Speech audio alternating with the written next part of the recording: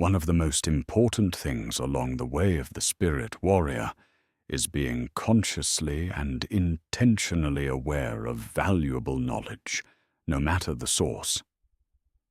Many spiritual paths take their moral and ethical lessons from allegory, finding a deeper meaning behind the inspiration of ancient legends.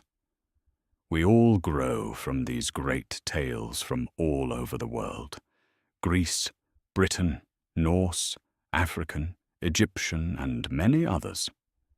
These tales were once told around the fire after the last meal, to entertain, to learn, and to share. That is how they survived to this day. Many feel as if legends no longer exist, or that they must come from some ancient and far-away place. But that is not true. We have more modern ways of transmitting our legends through mass written and visual media, as well as our ever-connected lives in this age of infinite information. In this, the third in our ongoing series of warrior lessons, we will look to some of the more impactful and inspired modern legends and find what we can take from them. These examples will not be a complete list of sources of knowledge. However, those cited will set up a framework for what a spirit warrior may find in the least likely sources. First, we look to the works of the late Frank Herbert as we are immersed into the mysteries of Dune. While there are numerous spiritual questions asked and challenged in these works, there is one part that stands above all else for the spirit warrior. Introduced as a core teaching of the order of the Bene Gesserits, we have the litany against fear. I must not fear. Fear is the mind killer. Fear is the little death that brings total obliteration. I will face my fear. I will permit it to pass over me and through me. And when it has gone past, I will turn the inner eye to see its path. Where the fear has gone, there will be nothing. Only I will remain. This poem is a call to strength, focus, and bravery.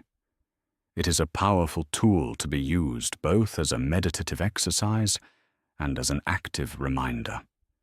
Deep reflection on these words help to steel us against the spiritual chains that are true fear, and reflecting on the meaning can help to calm growing fears when their presence cannot be afforded. There is great power in these words. Next, we return to the mythical age of knights and dragons. The 1996 movie Dragonheart introduced a fantastic distillation of the acts of a chivalric knight in what is called the Old Code. A knight is sworn to valor. His heart knows only virtue. His blade defends the helpless. His might upholds the weak. His word speaks only truth. His wrath undoes the wicked. No flowery language, no obscure imagery, just direct instruction. A knight is one who holds to these tenets at all time. In the movie, it is said that no one is above the code, and this is true of every warrior. This tightly packaged code speaks volumes when looked at it as an active guide to maintaining the tenets of chivalry in action, and is used to bring a fallen hero back into the light of balance. When we speak of inspirational modern legends, there is one that has had more impact than any other in modern times. This ever-growing legend speaks of the harmonious balance and what comes of its corruption.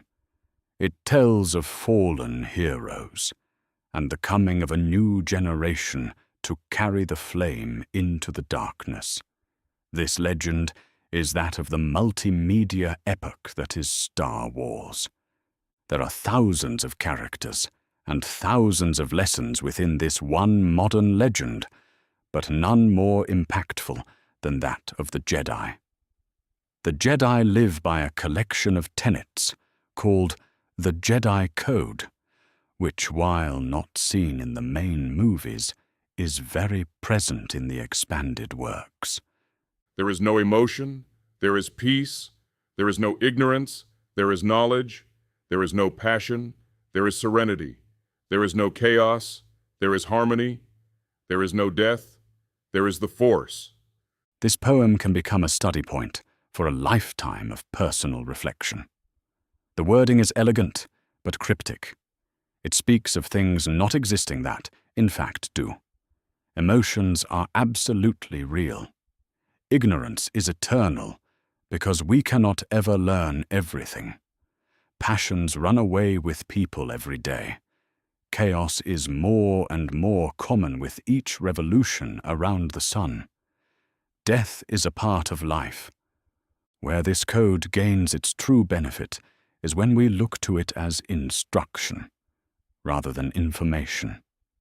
In times of uncontrolled emotion, be they ours or another person's, we should seek peace. When faced with our own ignorance, we should seek knowledge. And so on and so on. We now look towards the 1970s television show, Kung Fu.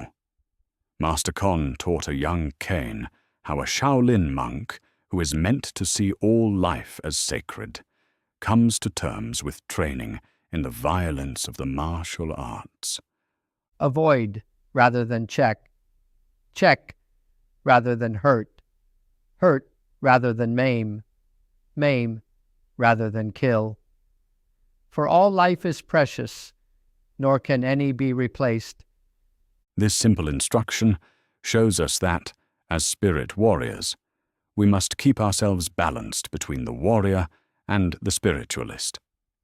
If the unlikely occurs, and we are called to stand in harm's way, we must never allow ourselves to take action too far, nor use it as an excuse to inflict harm on another person.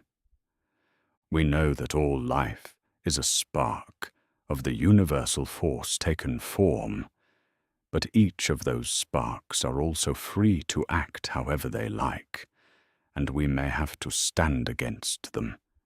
This teaching is echoed in the lessons of real-world Shaolin, which we will delve into later in this series.